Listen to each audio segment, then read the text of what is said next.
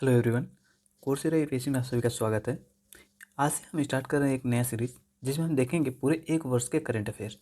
इस सीरीज में हम महत्वपूर्ण क्वेश्चंस को लेंगे। एक साल के महत्वपूर्ण क्वेश्चंस को लेंगे। वो कितने होंगे? लगभग 150 क्वेश्चंस हम ये डिस्कस करेंगे। ज़्यादा क्वेश्चन डिस्कस नहीं करेंगे क्योंकि टाइम भी नहीं है आपके पास, और इतना ज़्यादा क्वेश्चन डिस्कस करने का मतलब है कि आप ज़्यादा चीज़ें भूल जाएंगे। तो हम कोशिश करेंगे वही चीज़ें डिस्कस करें जो पूछे जाने की संभावना बहुत ज़्यादा है, क्योंकि आर ओ 5 ही तारीख को है एग्जाम आर ओ का। अगर हम ज़्यादा क्वेश्चन अटैम्प्ट करेंगे तो छूट जाएंगे। अब बाकी जीएस के पोर्शन को भी मिस कर सकते हैं। ऐसे में हम कोशिश करें कम टाइम में ज़्यादा से ज़्यादा अच्छा क्वेश्चन अटैम्प्ट करें। तो चलिए आज का पहला क्वेश्चन देखते हैं। इसमें टोटल 10 क्वेश्चन हैं। 10 ही क्वेश्चन हमने लिए हैं क्योंकि टाइम भी मेरे पास नहीं था, ज़्यादा क्वेश्चन इसमें ऐड नहीं कर पाए। तो इसे हमने 10 क्वेश्चन लिए, 10 बहुत इंपॉर्टेंट है। तो चलिए देखते हैं आज का पहला क्वेश्चन। यहाँ पे पहला क्वेश्चन आप लोगों से पूछने के लिए हमने डाल रखा है।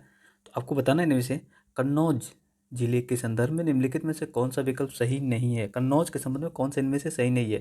कथन ए दिया हुआ है, यह इत्र की राजधानी के नाम से प्रसिद्ध है। कौन सा? कन्नौज। बी दिया हुआ है, यह सुगंध एवं सूरस विकास केंद्र परिचालित है। मतलब यहाँ पे सुगंध और सूरस विकास केंद्र परिचालित है। किसमें? कहाँ पे? कन्नौज में। सी दिया हुआ है, यह गुड़ उद्योग के लिए प्रसिद्ध है। डी दिया हुआ है, यहाँ लाख और बहुसी पश्चिमी बिहार स्थित है। बताइए इनमें से कौन सा सुमेलित नहीं है? ये आपको कमेंट बॉक्स में बताना है। लास्ट में हम इसके बारे में डिस्कस करेंगे कौन सा इसमें से सही है। आपको पता होगा यूपी में एक योजना चल रही है, one district one product. One district one product. जैसे कहाँ पे? चाइना में चल रहा ओबोर, वैसे ही बिहार में यूपी में चल रहा हो one district one product, OBOP। चलिए अगला देखते हैं। Star gazing the players in my life पुस्तक के द्वारा किसके द्वारा लिखी गई है? Star gazing the players in my life पुस्तक किसके द्वारा लिखी गई, ये पूछा जा रहा है आपसे। ए दिया हुआ हर्षा भोगले, बी दिया हुआ रवि शास्त्री, सी दिया कपिल देव और डी दिया विनोद काम्बली। तो बताइए किसके द्वारा लिखा गया है ये star gazing the players in my life? उम्मीद है सभी लोगों ने आंसर लगा लिया होगा। जो रवि शास्त्री हैं इनके द्वारा लिखा गया है। रवि शास्त्री क्यों फेमस है बताइए? एक कमेंटेटर हैं, इस समय कमेंटेटर और क्रिकेटर भी रह चुके हैं, ये कोच भी हैं। ये कब क्रिकेट मतलब इंडियन क्रिकेट नेशनल क्रिकेट के लिए कब खेलते थे? आप देखेंगे ये 1981 से 92 के बीच में खेले थे। ये क्या क्या खेले थे? इन्होंने टेस्ट मैच भी खेला था, ODI भी खेला था। इतनी सी बात थी, इनके बारे में बस याद रखिएगा। अगर कहीं भी पूछा जाए आपसे क्या star gazing the players in my life, तो आप आसानी से लगा लीजिएगा। क्या नाम क्या लगाएंगे आप? रवि शास्त्री। बहुत बड़ा इनका नाम है, लेकिन रवि शास्त्री बस याद रखिए, पूरा नाम नहीं पूछा जाएगा आपसे इनका। चलिए अगला देखते हैं। निम्नलिखित में से कौन सा गैंडा का आवास स्थल है? आपको पता होगा गैंडा के प्रमुख आवास स्थल कौन सा है। अभी हम उसके बारे में डिस्कस करेंगे, पहले यहाँ देखते हैं हम। सरिस्का वन्यजीव अभ्यारण्य, बी दिया भीम बांध वन्यजीव अभ्यारण्य, सी दिया है पोबितोरा वन्यजीव अभ्यारण्य और डी दिया हुआ है केबुल लामजाओ राष्ट्रीय उद्यान। बताइए इनमें से कौन सा सही है गैंडा आवास स्थल के लिए? उम्मीद है सभी लोगों ने आंसर लगा लिया होगा। यहाँ पे जिन लोगों ने पोबितोरा वन्यजीव अभ्यारण्य लगाया बिल्कुल सही है, सी इसका सही आंसर है। देखिए पोबितोरा वन्यजीव अभ्यारण्य कहाँ पे है आपसे पूछा जाए तो ये असम के मोरीगांव जिले में है, असम में है। ये बात याद रखिएगा, ब्रह्मपुत्र के बाढ़ के मैदान के क्षेत्र में पड़ता है ये। अभ्यारण्य का मात्र 16 वर्ग किलोमीटर क्षेत्र जो है, जहाँ पे 90 से ज़्यादा गैंडे पाए जाते हैं। मतलब इसको मिनी काजीरंगा कहा जाता है, और काजीरंगा में सबसे ज़्यादा गैंडे पाए जाते हैं। ये चीज़ आपको पता होगा। और इसकी स्थापना कब हुई थी, इसका गठन कब किया गया था? 1987 में इसकी स्थापना किया गया था। किसका? पोबितोरा वन्यजीव अभ्यारण्य का। चलिए अगला देखते हैं। अगला है विश्व आर्द्रभूमि दिवस 2021 का विषय क्या है, मतलब थीम क्या है इसका? ए दिया हुआ आर्द्रभूमि संरक्षण, बी दिया आर्द्रभूमि और जल, सी दिया आर्द्रभूमि और आवास और डी दिया सतत आर्द्रभूमि। तो बताइए इनमें से कौन सा थीम है इस बार का वेटलैंड इंटरनेशनल डे का, विश्व आर्द्रभूमि दिवस का? उम्मीद है आपने आंसर लगा लिया होगा। इस बार का थीम है आर्द्रभूमि और जल। हमारा सही आंसर हो गया बी। बी अगर आपने लगाया था तो आपका बिल्कुल सही है। देखिए इसमें क्या क्या चीज़ें आपको याद रखने की ज़रूरत है। कब मनाया जाता है, किस डेट को मनाया जाता है? तो 2 फरवरी को प्रत्येक वर्ष मनाया जाता है विश्व आर्द्रभूमि दिवस। इसका थीम जरूरी है आपको याद रखना। 21 में क्या है, 2021 में इसकी थीम क्या है? आर्द्रभूमि और जल, इसकी वो 2021 में थीम है। या फिर प्रीवियस ईयर के भी आपको याद रखना जरूरी है। तो प्रीवियस ईयर में क्या है इसका थीम था? आर्द्रभूमि और जैव विविधता। प्रीवियस ईयर का थीम था। इस वर्ष का है आर्द्रभूमि और जल। और कुछ अन्य चीज़ें इसमें क्या याद रख सकते हैं, इसको मतलब प्रारंभ कब किया गया था, 2 फरवरी 1971 में इसको प्रारंभ किया गया था। इसका इम्प्लीमेंटेशन कब शुरू हुआ था, तो 1975 में इसका इम्प्लीमेंटेशन शुरू हुआ था। ये भी पूछ लिया जाता है आपसे कि आर्द्रभूमि इंटरनेशनल जो है, ये वेटलैंड इंटरनेशनल, इसका इम्प्लीमेंटेशन कब हुआ था। रामसर कन्वेंशन सीधे पूछा जाता है और कुछ भी नहीं पूछा जाता आपसे। पूछा जाएगा रामसर कन्वेंशन का इम्प्लीमेंटेशन कब शुरू हुआ था, या फिर इसके से शुरू कब किया गया था, सिग्नेचर कब शुरू हुआ था इसका करना। तो ये चीज़ें पूछ लिया जाता था आपसे। याद रखिए 2 फरवरी 1971 को विश्व स्तर के अंतर्राष्ट्रीय महत्व के आर्द्रभूमियों के लिए संरक्षण के लिए रामसर कन्वेंशन ईरान का शहर एक, यहाँ पे हस्ताक्षर हुए थे। कितनी तारीख को, 2 फरवरी 1971 को। ये चीज़ याद रखिएगा। और ये 1997 से प्रत्येक वर्ष 2 फरवरी को मनाया जाने लगा। क्या चीज़, विश्व आर्द्रभूमि दिवस। तो इसका क्यों मनाया जाने लगा विश्व आर्द्रभूमि दिवस, बताइए। जो आर्द्रभूमि उसके इंपॉर्टेंस को लोगों तक अवेयर करने के, लोगों को अवेयर करने के लिए लाया गया था। ये चीज़ मनाया जाना शुरू हुआ। और क्या इसमें देख सकते हैं, और ये क्या करता है, इसको एक चीज़ यहाँ पे छोड़िए, यहाँ पे याद रखिए kidney of the land space के नाम से इसको जाना जाता है। मतलब जो भूदृश्य आर्द्रभूमि को भूदृश्य को गुर्दे के रूप में जाना जाता है। ये क्यों गुर्दे के रूप में जाना जाता है, जो भी वेस्ट और जो ये होता है जल होता है, खराब जल, इसको ये फिल्टर के रूप में काम करता है। और बहुत ज़्यादा डाइवर्सिटी अपने पास इकट्ठा करके रखता है। बहुत ज़्यादा छोटे छोटे जीव, बड़े जीव और भी यहाँ पे रहते हैं। इसलिए डाइवर्सिटी भी, हॉट स्पॉट भी एक रूप में काम करता है। कौन सा, आर्द्रभूमि। इतनी सी बात याद रखिएगा। अभी जल्दी ही 4 वेटलैंड को फिर से सम्मिलित कर लिया गया। आप जहाँ भी देखेंगे डेटा में तो ज़्यादा जगह आपको 42 ही मिलेगा, लेकिन 46 हो गया है, ये बात याद रखिएगा। अभी ये जल्दी ही इधर दिया गया, कितने तारीख को, अगस्त में दिया गया है। अगस्त 2021 में दिया गया है 4 और को। वो कौन कौन से राज्यों से संबंधित है, हरियाणा से 2 है आप देखेंगे तो, और फिर गुजरात से 2 मिल जाएगा आपको। ये चीज़ आप याद रखिएगा। दोनों का नाम आपको याद रखना जरूरी है। वो दोनों कौन, चारों कौन कौन से हैं, सुल्तानपुर राष्ट्रीय पार्क है, सुल्तानपुर नेशनल पार्क, ये गुरुग्राम में है, हरियाणा में। यहाँ पे भिंदावास, भिंदवास वाइल्ड लाइफ सेंचुरी कहाँ पे है, ये झज्जर में, हरियाणा में। इसके बारे में भी आप बस नाम याद रखिएगा, आपसे पूछा जा सकता है। तो सुल्तानपुर नेशनल पार्क, ये ऐसा लगेगा आपको यूपी में है, लेकिन यूपी में नहीं है, हरियाणा में है। आपसे पूछा जा सकता है, इसकी पूरी संभावना है पूछे जाने की। आप इसको मोस्ट इंपॉर्टेंट में रख सकते हैं। इसके पूछे जाने की पूरी संभावना की ये यूपी में है। ज़्यादातर लोग लगा भी देंगे, क्योंकि सुल्तानपुर यूपी में है। तो सुल्तानपुर नहीं है ये सुल्तानपुर है, लेकिन ये हरियाणा में है, याद रखिएगा ये। अब फिर आपसे पूछ सकते हैं थोल, थोल लेक वाइल्ड लाइफ सेंचुरी कहाँ पे है, ये अहमदाबाद के पास में, गुजरात में है। फिर आपसे पूछा जा सकता है वाधवान वेटलैंड कहाँ पे है, ये चीज़ भी याद रखिए, ये भी गुजरात में है। तो क्या हो गया, ये 2 गुजरात में है, 2 हरियाणा में है। तो नाम इस तरह से याद रखिएगा। चलिए हम अगला देखते हैं। अगला क्वेश्चन पूछा जा रहा है आपसे, इनमें से कौन सा देश सार्क का सदस्य नहीं है, सार्क का मेंबर नहीं है। ए दिया अफगानिस्तान, बी दिया हुआ बांग्लादेश, सी दिया भूटान और डी दिया म्यांमार। तो बताइए इनमें से कौन सा मेंबर सार्क का नहीं है। उम्मीद है सभी लोगों ने आंसर लगा लिया होगा। म्यांमार की बात करें तो म्यांमार सार्क का मेंबर नहीं है। कौन कौन देश इसमें हैं, टोटल 8 देश सार्क के सदस्य हैं।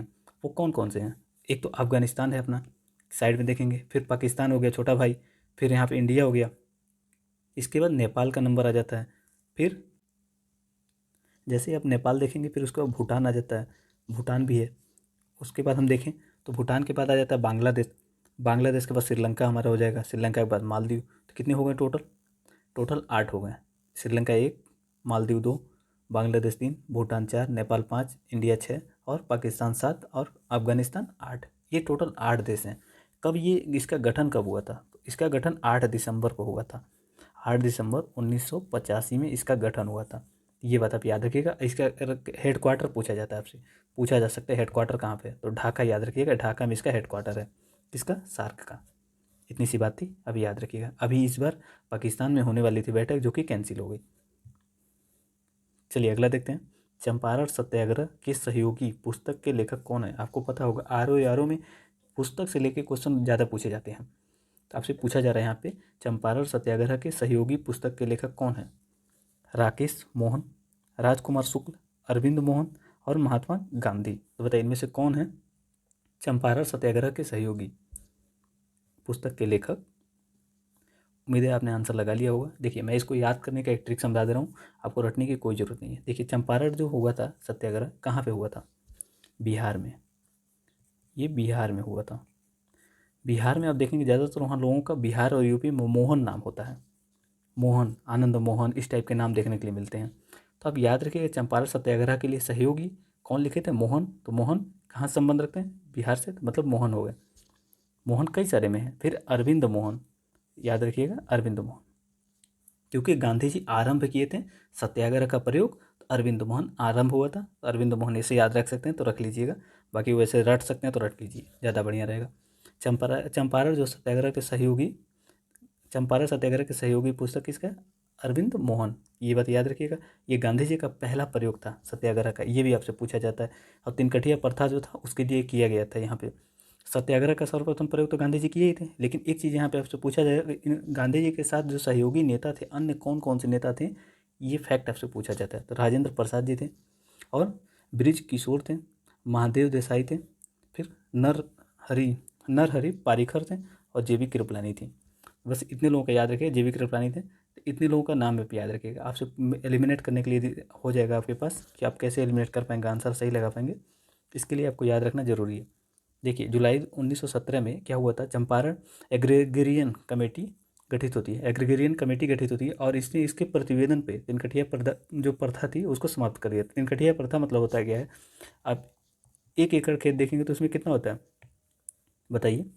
यूपी और बिहार में 20 कट्ठा, 1 बीघा खेत में 20 कट्ठा होता है। अब 20 कट्ठे में 3 कट्ठे खेत पे करना ही रहता है, मतलब 3 कट्ठे खेत में करना रहता है। ये नील की खेती थी, इसलिए इसको लाया गया था, कंपलसरी कर दिया गया 3 कट्ठिया प्रथा के अंतर्गत। तो इसी को समाप्त किया गया था। किसके प्रतिवेदन पर समाप्त किया गया था? चंपारण एग्रीगेरियन कमेटी की सिफारिश पे। और गांधी जी इसमें मतलब इसके सदस्य थे, ये बात याद रखिएगा। और जितना वसूला गया था किसानों से, कितना परसेंट वापस कर दिया गया था, ऐसे फैक्ट खूब यूपी में पूछा जाता था। आप याद रखिए 25% रिटर्न कर दिया गया था। चलिए नेक्स्ट क्वेश्चन देखते हैं। नेक्स्ट क्वेश्चन है, निम्नलिखित में से किसे यूनेस्को के विश्व विरासत स्थल की सूची से हटा दिया गया है? इसमें किस तरह से क्वेश्चन आपसे पूछे जा सकते हैं? तो अभी तक कितने लोगों को हटाया गया है, अभी किसको डेंजरस सूची में डाला गया है? इसके यूनेस्को के डेंजरस सूची में डाला गया है, जिस मतलब डेंजरस में उसको डाला जाता है जिसके नष्ट होने का खतरा सबसे ज़्यादा होता है, जैसे कि युद्ध से, क्लाइमेट चेंज की वजह से, इन सबसे जिसको खतरा था उसको डाला जाता है डेंजरस लिस्ट में। अभी मैं उसके बारे में डिस्कस करूंगा कि किसको डाला गया डेंजरस में। फिलहाल यहाँ पे बताइए आप किसको सूची से हटाया गया, विश्व विरासत सूची से हटाया गया इसमें से? ए दिया हुआ है लिवरपूल, बी दिया है धौलावीरा, सी दिया कुंभ मेला, और डी दिया ग्रेट बैरियर रीफ। बताइए इनमें से किसको हटाया गया है? अभी अभी इस समय जल्दी ही हटाया गया लिवरपूल को। लिवरपूल को हटा दिया गया। क्यों हटाया गया है? क्योंकि यहाँ पे क्या हो रहा था, डेवलपमेंट हो रहा था। डेवलपमेंट की वजह से जो इसकी विशेषता थी, आप लोगों ने यूरोपियन डेको आर्ट का नाम सुना होगा, हमारे वहाँ दिया गया था विश्व विरासत, उसको भी हेरिटेज में डाला गया है।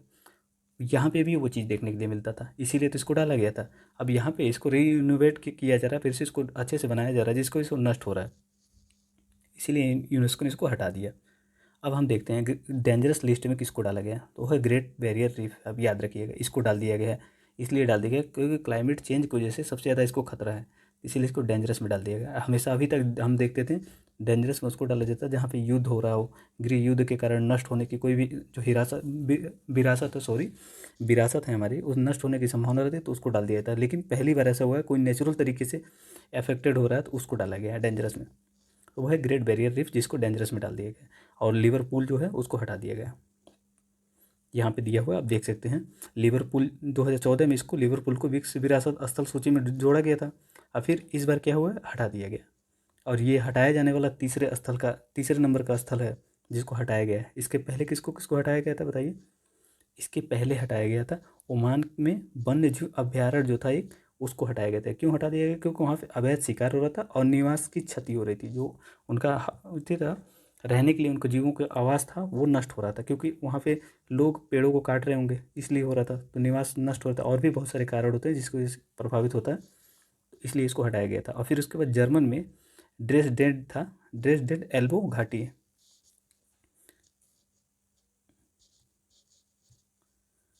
यहाँ पे देख सकते हैं ड्रेसडेन एल्बो घाटी, इसको भी हटा दिया गया था।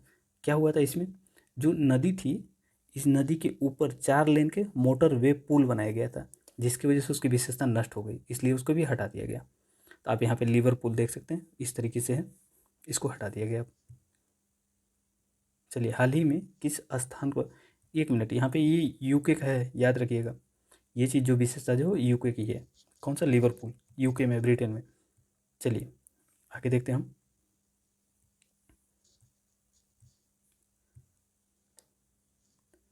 हाल ही में किस स्थान पर भारतीय विरासत संस्थान स्थापित करने का निर्णय लिया गया है?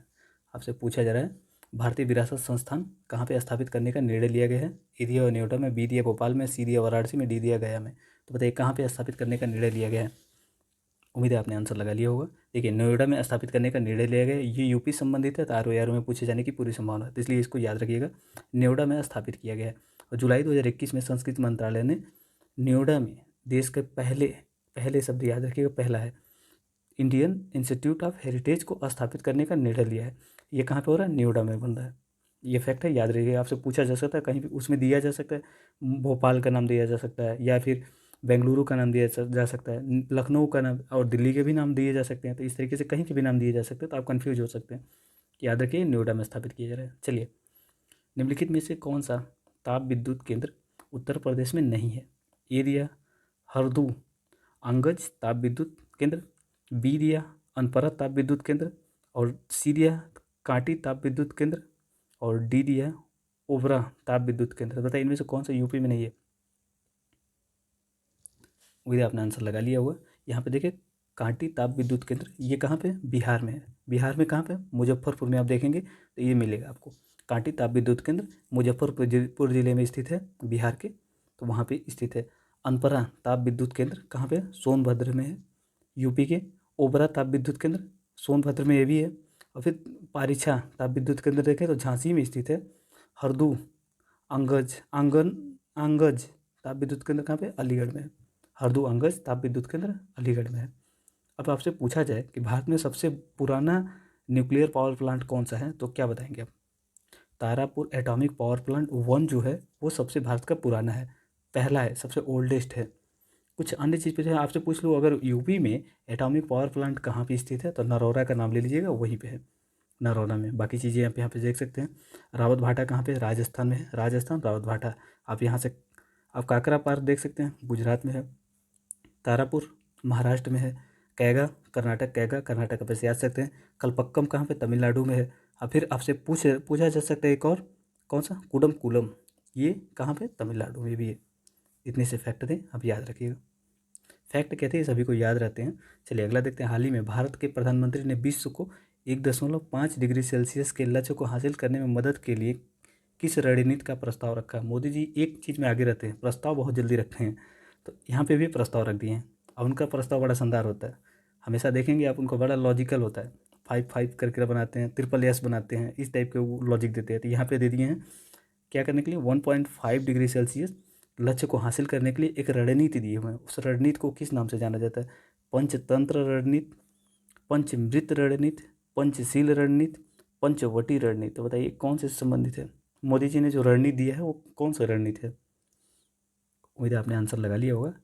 पंचामृत जो रणनीति है, पंचामृत, ये करेक्ट है। पंचामृत आप लोग जानते होंगे, प्रसाद बनाया जाता है हिंदू धर्म में, तो वहाँ पे यूज होता है पंचामृत, तो वही वाला, उसी को लॉजिक रख के ध्यान में मोदी जी ने बताया था। और इसमें 5 तरह के नियम बताए, मतलब मोदी जी ने अपना रणनीति बताया कि मैं इस तरीके से इसको आगे बढ़ाऊंगा अपने देश को। तो वहाँ पे हमारे तरफ से, भारत की तरफ से पार्टिसिपेट किए थे मोदी जी ने, तो वहाँ पे इन्होंने अपने रणनीति में बताया था पंचामृत रणनीति।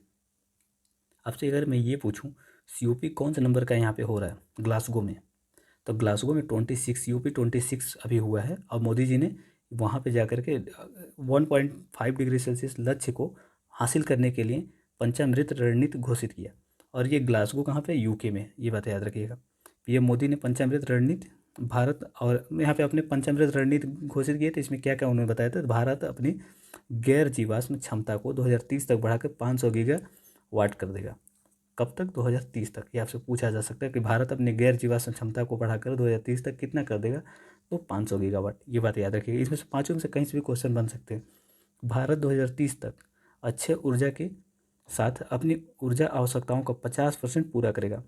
जो रिन्यूएबल एनर्जी है उससे अपनी ऊर्जा का 50% पूरा करेगा 2030 तक। फिर अगला मोदी जी ने लक्ष्य रखा था, भारत 2030 तक कार्बन उत्सर्जन में 1 अरब टन की कमी लाएगा। 2030 तक कितना कमी लाएगा? 1 अरब टन। फिर अगला मोदी जी ने ये रखा था 2030 तक अपनी कार्बन तीव्रता में 45% की कमी करेगा। जो हम लोग कार्बन उत्सर्जन कर रहे हैं उसमें 45% की कमी कर देंगे। और इसका आधार वर्ष क्या रखे हैं? 2005 है इसका आधार वर्ष। हमारा पहले से ही 2005 को हमने अपना आधार वर्ष मान के रखा है। चलिए अगला है, भारत 2070 तक यहाँ पे नेट जीरो एमिशन हासिल कर लेगा। मतलब जितना हम एमिट कर रहे हैं, मान लीजिए 100 यूनिट हम एमिट कर रहे हैं, तो कार्बन सिंक के रूप में हम 100 यूनिट सेव कर लेंगे। तो हमारा क्या होगा? टोटल एमिशन जीरो हो गया, क्योंकि जितना हमने उत्सर्जन किया उतना ज़्यादा हमने कंजर्व भी कर लिया, उसको संरक्षित कर लिया।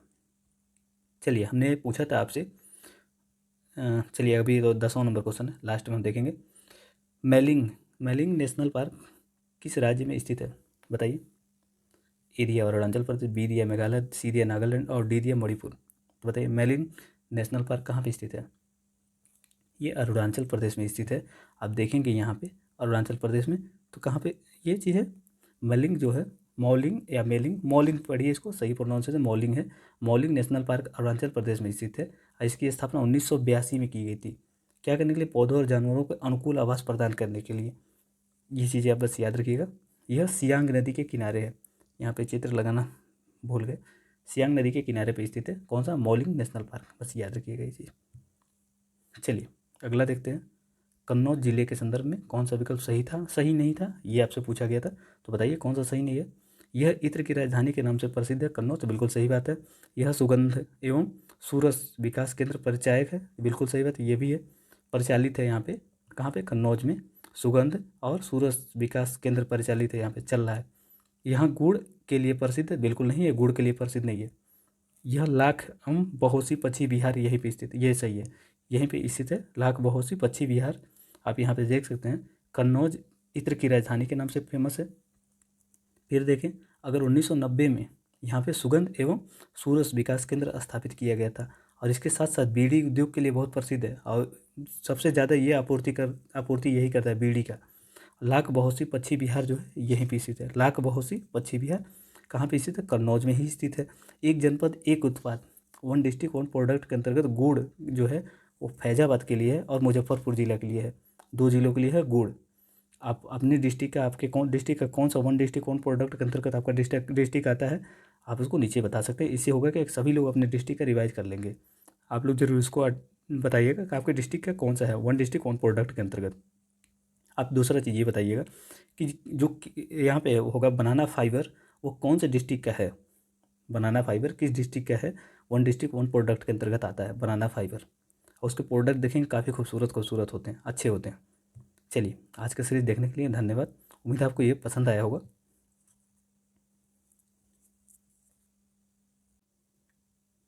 आप लोगों को ये सेट पसंद आता तो इस सेट को हम आगे कंटिन्यू रखेंगे और देखेंगे ज़्यादा से ज़्यादा क्वेश्चन अटेम्प्ट करने का, जिसको हम आने वाले एग्जाम में आर ओ में बहुत बढ़िया परफॉर्म कर पाएँ।